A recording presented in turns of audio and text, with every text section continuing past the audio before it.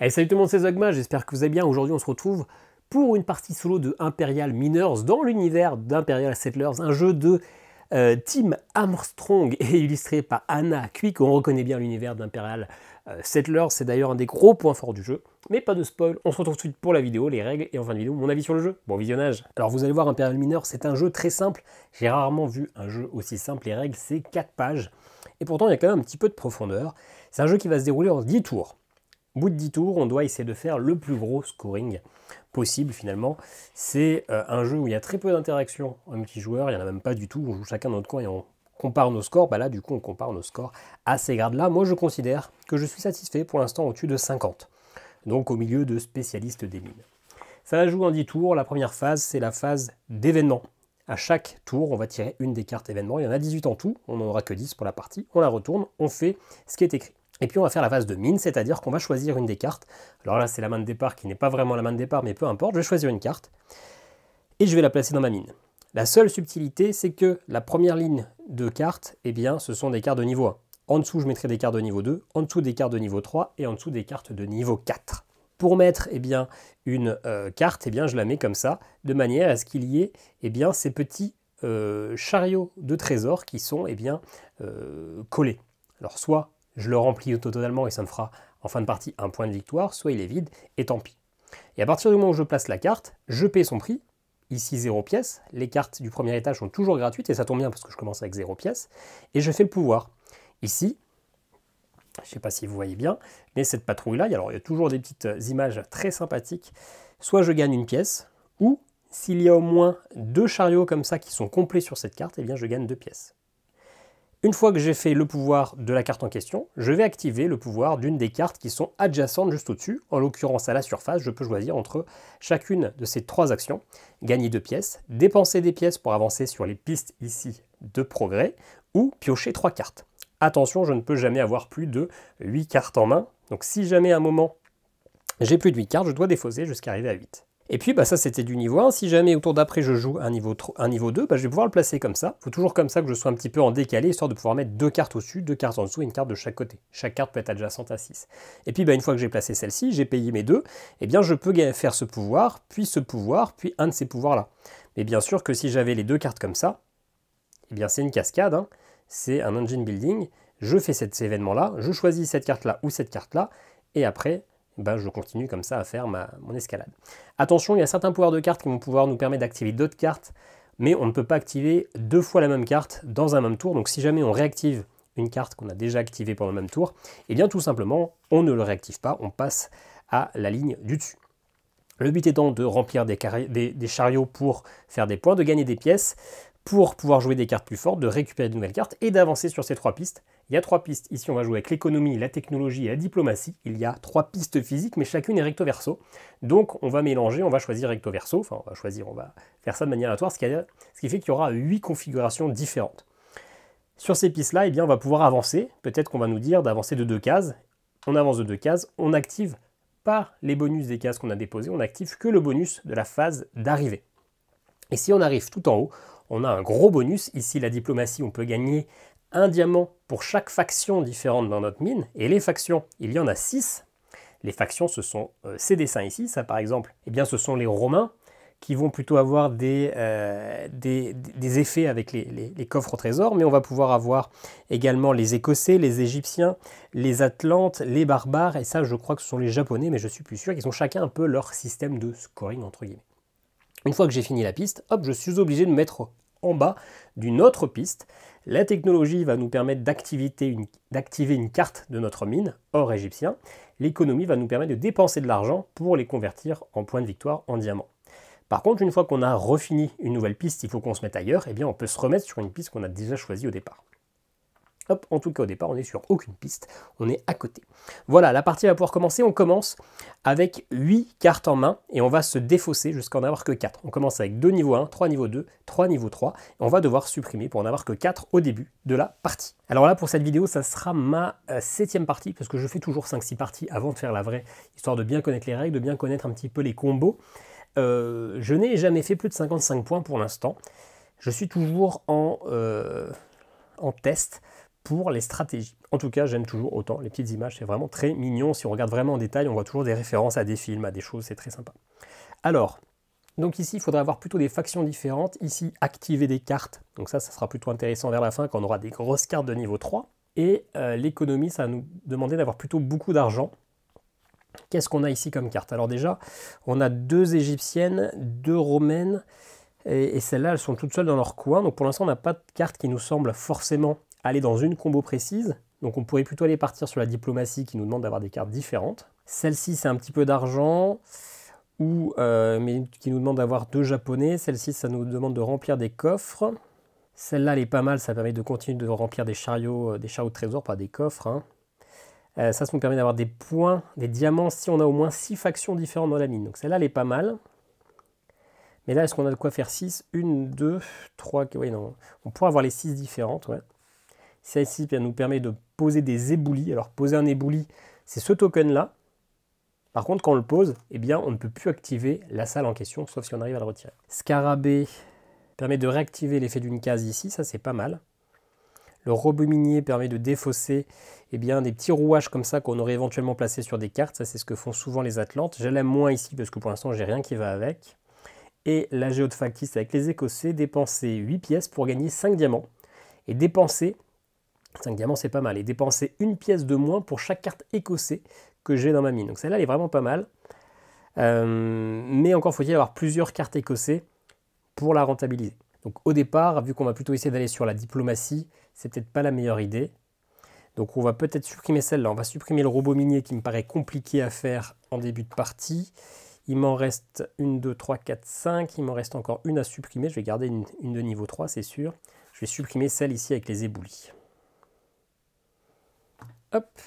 Et encore une à supprimer. Je vais supprimer une de niveau 1. Celle-ci a fait gagner de l'argent, mais que si il y a 2 coffres au trésor totalement remplis de chariots, et ça ne sera pas possible avec les autres cartes que j'ai actuellement. Donc je vais supprimer celle-ci. Voilà. J'ai donc ma vraie main de départ, on va pouvoir vraiment commencer la partie. Premier événement, sur 10, je vérifie que c'est bien le paquet avec les 10 cartes. 3, 4, 5, 6, 7, 8, 9, 10, tout à fait. Hop. Alors, ça sera un événement en fin de manche. Activer une carte de ma mine, puis je place un éboulis. Donc c'est-à-dire que je ne pourrais pas la réactiver, ça m'embête un petit peu. C'est pas la meilleure carte pour commencer. Bon, au départ, j'ai pas le choix, j'ai qu'une carte de niveau 1, donc j'ai joué la champignonaire, que je vais plutôt activer, hop, comme ceci. Allez, plutôt comme ceci, comme ça m'évite de faire partir mes cartes trop ici. Donc, gagner une pièce, ou s'il y a au moins une autre carte japonaise dans votre mine, gagner 2 pièces. Bon, pour l'instant, c'est la première, hop, je gagne une pièce. Et ensuite, je fais une des 3 actions ici. Donc, soit je repioche, soit je dépense de l'argent pour avancer sur les cases, soit je gagne des pièces. Au départ, je vais surtout gagner des pièces. Et donc on n'oublie pas ça, j'active une carte de ma mine, donc je réactive ça, je reprends une pièce. Par contre, ébouli, hop, on ne l'activera plus jusqu'à ce qu'on ait éventuellement retiré cet ébouli. C'est déjà la fin de la manche, on a déjà fait 10% de la partie. Boussole, avancer de 2 cases et résolver l'effet indiqué. Eh bien on va faire ça, on va avancer de 2 cases, on va avancer sur la piste de diplomatie justement. Hop, piocher une carte de niveau 4. Alors les cartes de niveau 4, ce sont toutes les mêmes. Elles permettent de gagner 2 diamants. C'est le seul moyen d'avoir ces cartes de niveau 4. On ne peut pas les avoir autrement, donc il faut, parce que ça permet de 2 points de victoire, plus de refaire des effets en chaîne. Alors, qu'est-ce que je vais jouer? Je vais jouer niveau 2. Gagner un trésor et une pièce, ou gagner 2 pièces, et plus si, ou des diamants s'il y a plus de 6 factions. Pour l'instant, je vais plutôt gagner un petit peu les pièces. Ça colle pas trop au niveau de mes coffres au trésor, tout ça. Enfin, mes chariots, j'ai un peu de mal. Mais c'est pas grave, on va la mettre quand même comme ça. Elle me coûte 2 pièces. Par contre, pouvoir gagner une pièce et un petit chariot. Hop. Donc le petit chariot, on va le mettre plutôt ici. Ça me fera 1 point, un diamant. Ici, je ne peux pas l'activer parce qu'elle est éboulie, donc ça commence mal. Et on se retrouve ici. Est-ce que je pioche ou est-ce que je reprends de l'argent? Je vais plutôt reprendre de l'argent pour l'instant.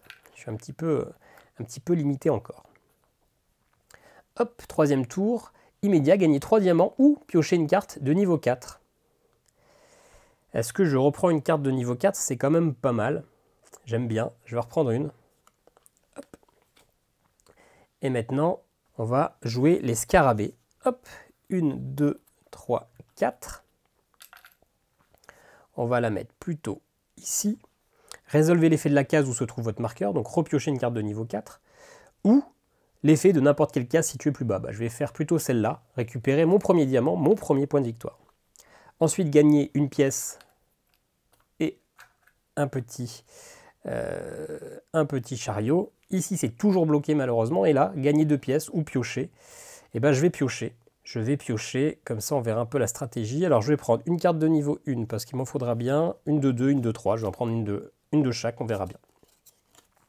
Alors, le lac de lave qui me permettra de gagner de l'argent ou de placer un éboulis. En niveau 2, j'ai de placer des atlantes, ouais j'ai un petit peu de tout. Ah, j'ai le bourrage de crâne qui permettra de retirer tous les éboulis que j'ai placés et en plus de gagner un diamant par éboulis retiré. Donc ça pourrait être pas mal d'aller placer le lac de lave et après de tout retirer d'un coup. Ok, nouveau tour. Piocher 3 cartes. Aïe. 1, 2, 3, 4, 5, 6. Donc je vais passer à 8. Je serai obligé d'en défausser. Alors je vais piocher 2 niveau 3 et une niveau 2. Gagner 2 pièces. Alors les niveaux 4, je vais les mettre sur le côté. Je sais à quoi elles ressemblent, puisqu'elles sont toutes pareilles. Le soigneur d'animaux est vraiment très sympa. On résout l'effet de la case et on ravance de 3, donc ça veut dire qu'on résout 2 fois les effets. Ça permet finalement de placer un éboulis sur une carte, sur cette carte et regagner 3 diamants. Finalement, je préfère peut-être en retirer qu'en mettre plus. Hop, 1, 2, 3, j'ai 6 cartes, j'ai 8 cartes en main, on est bon. Hop, j'en ai 2 de niveau 4. Par contre là, j'ai plus que 2 pièces, donc je suis vraiment très coincé.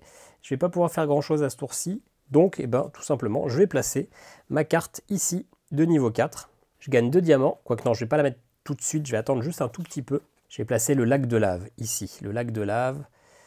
Hop, que je vais placer comme ça. C'est gratuit, les niveaux 1. Je gagne une pièce ou 3 pièces. Et je vais plutôt en prendre 3, mais sous réserve que je suis obligé de mettre un éboulis. Tac. Très bien. Par contre, j'ai le droit de faire quand même l'action en supérieur, hein, pas que j'oublie. J'ai 5 pièces, je vais reprendre 2 pièces, comme ça je me fais un petit pécule, je suis large. Nouvel événement, le coût de chaque carte diminue de 4. Ça c'est bien, ça fait du coup une carte gratuite. Eh bien, je vais me faire... Est-ce que je fais le bourrage de crâne? Comme ça, je retire les 2 tout de suite. Ouais, plutôt. Je vais faire le bourrage de crâne. C'est une carte de niveau 3. Je la place ici. Alors, c'est dommage, ça me fait des trésors qui sont totalement vides, là. Mais bon. Ça me coûte 4. Moins 4, c'est 0. C'est bon. Je retire tous les éboulis. Il y en avait 2. Et je gagne, du coup, un diamant pour chaque ébouli. Ensuite, ici, je gagne une pièce. Eh bien, je peux récupérer un petit truc comme ça. Je vais le mettre ici. Et ici, est-ce que je remets un éboulis pour gagner 3 pièces? Bah oui, hein, je pense. Oui, je vais remettre un éboulis. Hop, comme ça, je regagne 3 pièces. Et qu'est-ce que je vais faire en haut? Je vais avancer un petit peu, je pense. J'ai quand même pas mal d'argent, j'ai 11 pièces, j'ai pas besoin d'avoir autant. Je vais dépenser 5. C'était écrit ici, dépenser 4 pièces. Donc 5 et j'en ai récupéré une pour avancer de 2 cases max. Alors je ne suis pas obligé d'avancer de 2, je peux avancer que d'une, mais je vais faire 2. Comme ça je gagne 2 diamants. Je passe à 5 points. Alors, retour de chariot. Chaque fois que vous complétez un chariot, je gagne 2 pièces. Donc ça serait intéressant de réussir à faire pas mal de chariots ce tour-ci. Moi, alors soit placer un niveau 2 ici, mais j'arriverai pas à faire beaucoup de... Si, je peux. Je peux en me mettant là, ça me ferait du coup récupérer 4 pièces. Plus 2 points. Et ça me fait vraiment un tout petit tour. Ici, ça serait déjà plus rentable.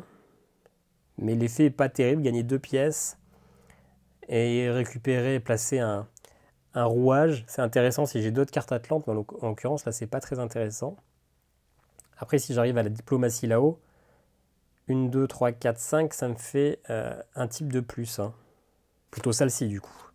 La foreuse de platine. Ouais. Elle me coûte 2. Sauf que chaque fois que je remplis, je complète un chariot, je gagne 2. En l'occurrence, du coup, je récupère mes 2. Je peux placer soit un rouage sur cette carte, soit gagner un diamant par rouage sur cette carte. Bon, écoutez, on va mettre le rouage. Ça pourra me rapporter des diamants par la suite. Ensuite, je remonte ici. J'ai pas le choix, je ne peux pas aller sur celle-là, c'est celle d'au-dessus. Je gagne une pièce. Je ne peux pas faire l'autre effet parce que je n'ai pas d'autres cartes japonaises. Et ici, est-ce que je pioche ou est-ce que j'avance? Je vais repiocher, je vais prendre 2 pièces. Alors on est quand même à la moitié de la partie, même plus je crois, ouais, il ne reste plus que 4 tours et j'ai fait que 5 points de victoire. Donc ça risque d'être la partie la plus pourrie du monde. Mais c'est pas grave, on y croit encore, on y croit encore. Généalogie, choisissez un paquet mine et révélez les cartes jusqu'à trouver une carte d'une faction que vous avez jouée lors de cette manche si possible. Puis ajoutez cette carte à votre main et remélangez les autres. Ok. Alors, bah du coup, à ce tour-ci, moi, c'est assez simple. Je vais jouer ici le soir. Et ça colle pas bien du tout. Ça colle pas du tout. Niveau coffre. Donc, je vais pas le faire tout de suite. Pour l'instant, je vais déjà jouer ça. Hop, la mine d'uranium. Alors bien sûr, je ne peux pas passer pile sous une carte, hein, je suis obligé de mettre en décalé, ça je vous l'avais dit. En décalé, bah, je vais la mettre comme ça. Hop, donc c'est 0, hein, le niveau 4, je gagne 2 diamants. Je passe à 7 points, on est content. Ici, est-ce que je retire un éboulis ou est-ce que je résous l'effet de la case où je me trouve? Eh bien, je vais faire plutôt ça, scarabée, je résous l'effet de la case où je me trouve.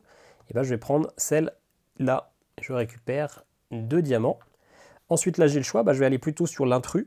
Je vais reprendre une pièce, plus un petit chariot que je vais mettre plutôt ici. Et là, alors, bah, je ne peux toujours pas choisir celle-là, donc je vais regagner une pièce. Et là, par contre, je vais décider d'avancer, de faire cette action, dépenser 4 ou 8 pour avancer de 2 ou 5 cases. Bah, je vais dépenser que 4. Je vais avancer de 2 cases. Hop. Et je gagne une pièce pour chaque faction différente. Donc j'ai 1, 2, 3, 4, j'ai 5 sur les 6. Hop, 5 pièces. Ok. Nouveau tour. Gagner 4 pièces ou un diamant. Bah, je vais plutôt gagner un diamant parce que des pièces, j'en ai plein. Hop. Donc je passe à 10 points de victoire. 1, 2, 3, 4, 5, 6, 7. Il ne me reste plus que 3 cartes à jouer. 3 cartes à jouer. Je vais jouer plutôt le soigneur d'animaux. Hop, ici. Ça me coûte 6. Ah non, c'est une niveau 3, mince. Je la mets un peu... Ouais, je la mets ici, mais ça colle pas du tout avec les coffres, avec les chariots. C'est très mauvais. Bon, c'est pas grave, on le fait. Soigneur d'animaux, résolvez l'effet de la case où se trouve votre marqueur, puis avancez de 3 cases. Donc je regagne encore à nouveau 5 pièces, et j'avance de 3. 1, 2, 3. Gagner une pièce pour chaque faction différente, bah, je regagne 5 pièces. Ensuite, bah, j'ai pas le choix, je fais ici. Je vais, hop, remettre un rouage ici. Tac, ici, bah, je gagne une pièce. Et enfin, bah, je vais avancer, je vais dépenser 4 pour avancer de 2 cases. Hop, je ne peux pas dépasser la case maximale, mais je m'arrête là. Gagner 1 point, un diamant pour chaque faction différente de votre mine. Eh bien, j'ai les barbares, les Égyptiens, les Romains, les Atlantes et les Égyptiens. Pardon. Hop, ça fait 5, il me manque que les Écossais, donc je gagne 5 diamants. Et là, maintenant, je suis obligé de me mettre sur une autre piste. Et bien, je vais mettre sur la piste là. L'économie, on va essayer 1, 2, 3, 4, 5, 6, 7, 8. Ouais, j'ai 2 tours pour essayer de monter au maximum pour dépenser tout mon argent pour gagner des diamants. Bon, je vous dis déjà, ma partie est très mauvaise, mais c'est pas grave. Par contre, j'ai pas fini mon tour. J'ai joué ça ici. Si, j'ai fini mon tour. Ok.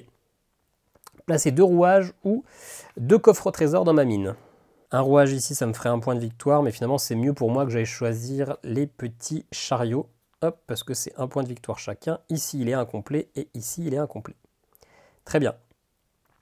Bah là, je vais jouer clairement à ce tour-ci une carte de celle-ci, celle de niveau 4. Hop, elle est encore une fois gratuite. Je gagne 2 diamants. Je vais faire ça. Résolver l'effet de la case où je me trouve. Bah finalement, je suis en bas. Hein, peu importe, tant pis. Et j'avance de 3 cases. Hop, je récupère 5. Si j'avais choisi les scarabées, je résolvais l'effet d'un marqueur plus bas. Il n'y en avait pas non plus, donc c'était mieux que j'aille ici. Même si là, ici, ça me permet d'aller chercher l'intrus. Gagner un diamant pour chaque rouage sur la carte. Là, je vais le faire. Je vais prendre les 2 diamants. Je ne vais pas rajouter un de plus. Je prends mes 2 diamants. Hop. Gagner, il n'y a pas d'autres japonais. Donc je prends une pièce. Je passe à 20 pièces, qui est, ma foi, beaucoup trop. Et ici, bah, je vais avancer. Je vais avancer de 5 cases. 1, 2, 3, 4, 5. Ouais, ça me coûte 8 pièces. 8 pièces. 1, 2, 3, 4, 5. Et du coup, je récupère à nouveau 5 pièces. Ok, j'aurais bien aimé avoir une nouvelle carte de niveau 4. Parce que finalement, là, je suis coincé. Je vais juste pouvoir jouer une carte de niveau 2 ici. Parce que je suis coincé, j'ai pas pioché d'autres cartes, j'ai plus rien, mais bon, on verra bien. Dernier événement, vous pouvez dépenser, je peux dépenser mes pièces restantes, si jamais il m'en reste, pour des points de victoire. Bon, là je suis obligé de jouer une carte de niveau 2, il me reste que ça, j'ai pas repioché. J'aurais peut-être dû piocher un peu. Soit je joue l'ambassade, soit je joue le guerrier de verre. 2 places, et ça me permet de placer un rouage quelque part, ce qui ne me sera pas utile. Et l'ambassade, gagner 2 diamants s'il y a 6 factions différentes et il me manque toujours les Écossais. Donc finalement les deux me rapportent 2 pièces et me servent à rien de plus. Donc on va juste regarder ce qui colle le mieux au niveau des chariots et c'est clairement celle-ci qui se colle à 2 chariots. Hop, ça me coûte 2 pièces. Gagner 2 pièces, et ben je les reprends et puis je vais mettre le rouage sur celle-là. Hein. C'est jamais plus de 3 rouages par carte parce que vous avez bien compris que ça fait un petit truc entier. Ici je peux pas parce que j'ai toujours les boulis. Je l'avais retiré une fois mais je l'ai remis dans la foulée. Et du coup, je vais dépenser des pièces pour avancer. Hein. Je vais dépenser juste 4 pièces pour avancer de 2 cases, 1 et 2. Et là, je peux dépenser autant de pièces que je veux pour gagner un diamant par groupe de 3 pièces. Donc 6 et 12. Et 12, ça fait donc 4 pièces, 4 diamants. Hop. Et donc, événement de fin, je peux dépenser des pièces pour un diamant. En l'occurrence, je n'ai plus qu'une pièce, je peux le dépenser contre un diamant. Et c'est la fin de la partie. Plutôt mauvaise partie. Alors déjà de base, j'ai mes 24 points ici avec ce que j'ai fait pendant ma partie. Maintenant, je vais compter mes chariots. Peut-être que je fais 20 chariots, mais j'en doute énormément. Alors, même ici déjà, 1, 2, 3, 4, 5, 6, 7, 8, 9, 10, 11, 12, 13, 14. Donc j'ai 14. Avec ce que j'avais déjà, ça me fait un total de 38 points. Et 38 points, ça fait que je suis responsable des sous-sols, entre 35 et 45 points. C'est pas fameux, mais c'est pas grave. J'aurais peut-être dû piocher un peu plus. Au moins, vous savez à quoi ça ressemble, vous comprenez si ça peut vous plaire ou pas. Vous avez vu cette mécanique de gestion de moteur où on crée de plus en plus de choses. Forcément, c'est mieux d'avoir 2 comme ça, 3 comme ça, 5 comme ça. Là, finalement, j'ai pas assez de cartes de niveau 4, j'ai pas assez de niveau 3. C'est mieux qu'une mine soit profonde vers la largeur plutôt que droite. Mais c'est comme ça. Écoutez, je m'en sors pas si mal que ça. C'est pas non plus une énorme défaite. J'ai quand même un classement, c'est ok. On se retrouve tout de suite pour mon avis sur le jeu. Bon, disons-le, j'ai un petit peu honte de vous montrer cette partie. C'est clairement le plus petit scoring que j'ai fait. Même ma première partie, j'avais scoré un petit peu plus. Je sais pas ce que j'ai fait, tant pis, on va dire que c'est le stress du tournage. Bon, voilà, c'est pas grave, vous savez à quoi ça ressemble. C'est un jeu que j'ai demandé à Yellow, alors pas tout à fait, j'ai demandé à Yellow Ella et l'éclat de la montagne, ils en avaient plus, donc je suis allé l'acheter. Par contre, on m'a dit, si jamais j'ai ça et ça qui peut peut-être t'intéresser. Le premier ça ne m'intéressait pas, mais le deuxième ça, c'était ça. Et du coup, je l'ai. Ça fait beaucoup de ça, mais c'est pas grave. Alors, Imperial Miners, qu'est-ce que j'en pense? Plutôt du bien. Qu'est-ce que j'ai noté? Déjà, j'aime le fait que ça soit accessible. Il y a 4 pages de règles.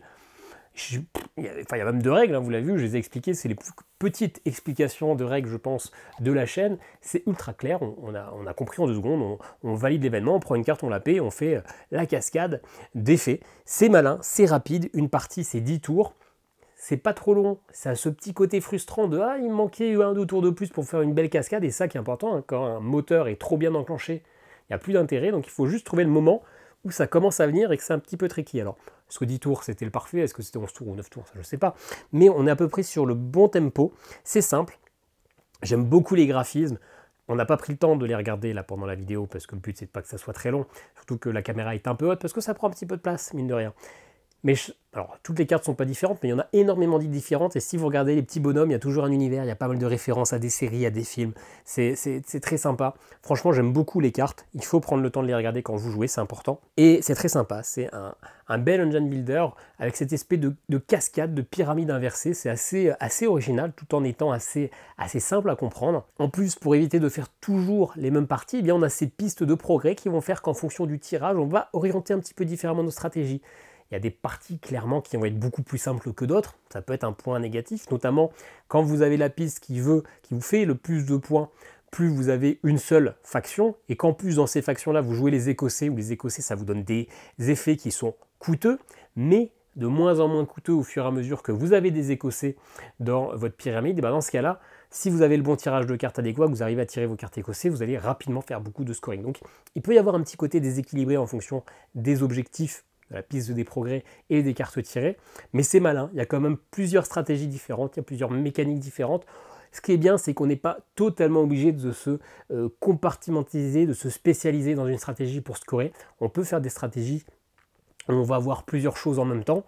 Alors les Atlantes qui vont mettre des verrous des engrenages, ça va être plus compliqué à rentrer dans d'autres combos, mais c'est plutôt malin, ça marche bien, c'est plaisant. Un bon petit jeu, un bon petit jeu. Oui, c'est un jeu familial, hein, c'est écrit dès 10 ans, parce que je pense qu'à 8 ans, vous allez avoir du mal à faire des bons scoring, mais c'est ultra accessible, c'est pas le jeu qui va vous occuper toute la soirée, c'est encore une fois un petit jeu de détente, en rentrant le soir avant de faire autre chose, juste avant de lancer le film, juste avant de manger. Petite partie de 20 minutes, il y a 3 minutes d'installation, vous placez vos 4 parquets de cartes et c'est parti. Par contre, il y a quand même quelques petits défauts, c'est qu'un beat your own score. Alors, difficile de faire mieux, parce que finalement, le mode multijoueur, c'est aussi un beat your own score, parce qu'il n'y a aucune interaction. À la fin, on compare nos scores, donc finalement, là, on compare nos scores à une règle. Donc, c'est toujours un petit peu gênant, ce genre de jeu, ça limite la rejouabilité sur le long terme, mais finalement, c'est l'essence même du jeu. Il n'y a pas de modification de règles pour jouer en solo, et ça, c'est plaisant. Comme je vous l'ai dit, il y a quand même certains archétypes qui vont être plus faciles que d'autres. Il va y avoir certaines configurations qui vont faire qu'on va faire beaucoup plus facilement les points. Donc toutes les parties ne vont pas être forcément du même niveau. Et clairement, si vous jouez en multijoueur, il peut y avoir des joueurs qui vont vraiment être aidés par leur tirage de cartes. Et ça peut être un petit peu frustrant des fois. Et puis, finalement, il y a 8 pistes, il y a 8 configurations pour les pistes de progrès. Certes, il y a 6 stratégies, 6 archétypes de cartes différentes. On va souvent un peu se tourner sur les mêmes axes. Il y a quand même des axes, comme je vous dis, qui sont un peu plus forts que d'autres, etc. Donc c'est plaisant. J'ai pas encore fait des gros scorings, hein, j'en suis à cette partie, etc. Donc ce que je vais vous dire, c'est sous réserve que je suis quand même toujours mauvais, mais je pense pas qu'il y ait une énorme rejouabilité sur le long terme. On aura quand même vite fait le tour des combos et des associations. Il y a beaucoup de cartes différentes, mais souvent elles ont un peu la même idée de mécanique. Donc même si c'est pas exactement le même combo, on va faire des choses similaires. Donc un jeu très plaisant, un petit filler, un petit jeu passe-temps avant de manger, un petit jeu qu'on va ressortir une fois de temps en temps, pas le jeu qui va occuper tous vos week-ends. Il faut le voir comme un petit jeu familial, un petit jeu à faire de temps en temps, mais ça marche plutôt bien. C'est pas un énorme casse-tête, mais c'est un petit casse-tête qui est très sympa. Voilà pour ce Imperial Miners. N'hésitez pas à me dire ce que vous en pensez, n'hésitez pas à me dire si vous comptez vous le procurer. Il y a d'ailleurs des petits liens affiliés en description. Et puis nous, on se dit à très bientôt pour une nouvelle vidéo. Ciao, ciao.